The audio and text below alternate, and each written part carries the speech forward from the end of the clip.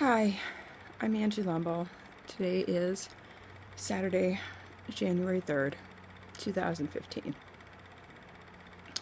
I had sepsis in May of 2009. So, a little over 5.5 years ago.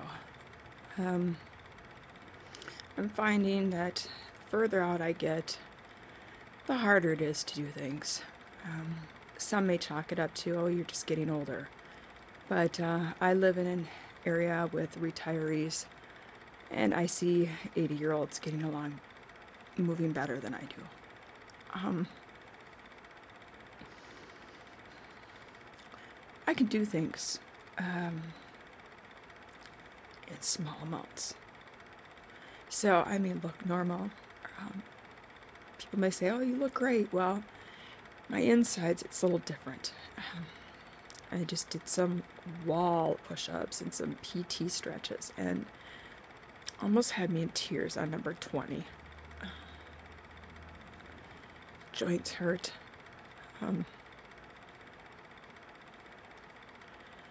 It's like I don't let this rule or consume my life. Rather, it's the other way around.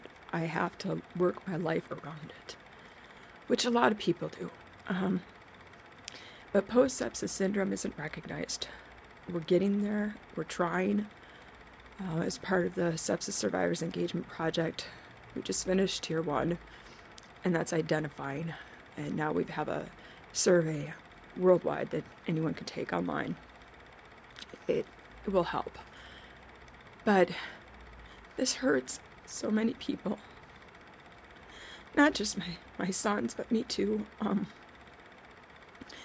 I'm looked at sometimes in scorn because I look normal, but yet I can't do everything. I can't work like I did before.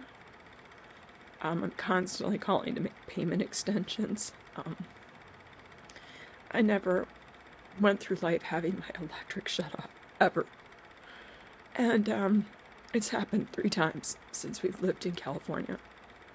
Now, I'm an optimist, so, I don't break down too often. I run a support group with the help of a wonderful friend and so many wonderful people that have given me hope. I have wonderful, amazing friends that uplift and empower me. But life post-sepsis is a silent suffering for a lot of people. Simple tasks like washing the floor on my hands and knees that I used to do so effortlessly are now planned and not as frequent. Raising kids alone is very hard. I feel alone a lot. I can't work in a communal setting. I can't take drugs like Humira or Enbrel because they suppress your immune system. So although I may feel better, I'm risking it. I just had to cancel a procedure because where I live, most of the doctors don't take all my insurance. So this is a reality for a lot of people. And actually, I have it better than many sepsis survivors. I know how to navigate the system. I know how to help be an advocate for other people, but I'm not very good at being my own advocate. And we really thought that moving to a warmer, dry climate would be the answer. It would be helpful because, when people get sick, they're sometimes willing to try anything to make them feel better. Probably it's like an addiction. You're chasing to feel good. You're just chasing whatever it is that's going to make you feel good. Whether it's, doing your PT exercises, being someplace that's warm. But ultimately, what I'm finding out is that minimizing your stressors is probably your best success for managing any type of chronic illness, including post-sepsis.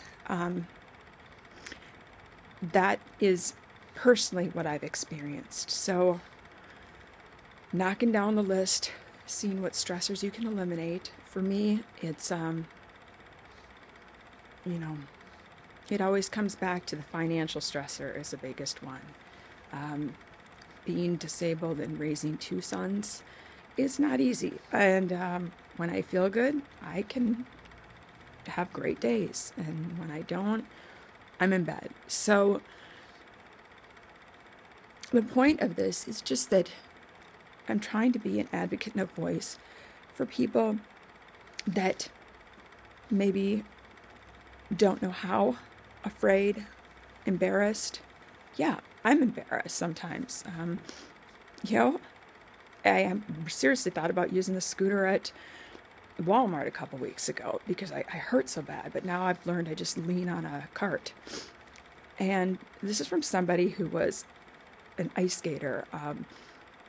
I even roller skated very well a couple years ago, played on the gym equipment, and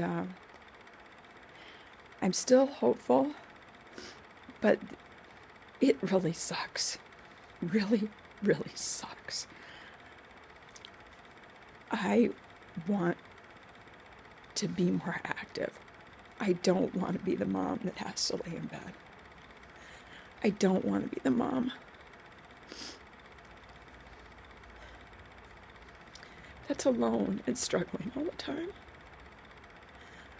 Nobody does. And that's why we need more help. Whether it's through the Sepsis Alliance, other organizations, it's just not right and it's not fair. It's not okay. Because more people are living from sepsis instead of dying. And until you walk in someone else's shoes, you don't know. And I guess that I'm getting a dose of my own medicine, because when my mother was diagnosed with lupus almost 30 some years ago, I mocked her. I laughed at her, and I'm like, "No, you're fine. There's nothing wrong with you." And now look at the lupus awareness. And I apologized to her. And so what happens is when people don't understand, they don't know. They don't know. Unless it affects them. And I've got a runny nose, and this is embarrassing. But, okay, so I'm going to say goodbye before I just let this snot just dribble all over my face. But I really, really encourage you to please, for the sake of not just me, but for the whole sepsis community globally, and even neonatal. I mean, that's little babies coming into this world that have had sepsis. I mean, it's scary, and it's more common than anyone could think. I just humbly ask you to just listen to the word, look it up, read it on Wikipedia, recognize the symptoms, because nobody is immune to getting this. No one. I never thought I would,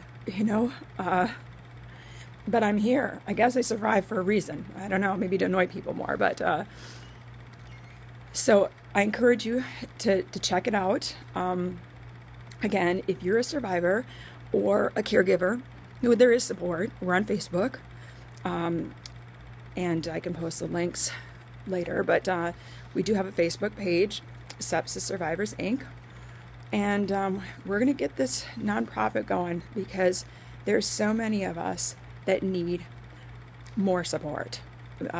Online's great, but let's face it, we need help. There's days I could use someone to come in and throw the vacuum around for me, help me do some laundry, so I can live clean and peacefully again. Wouldn't that be nice? So I'm off to do my squats with my yoga ball, and my shoulder shrugs, and finish up. And I wish you all a really wonderful 2015. And to just consider that, I'm a face, I'm a person, I have a family, and I'm one of there's so many of us, there's so many. And I encourage others to just get out there and share your story, because that's what it's going to take. That's what it needs. So thank you for listening to me ramble and my runny nose. And thanks. Peace to you all.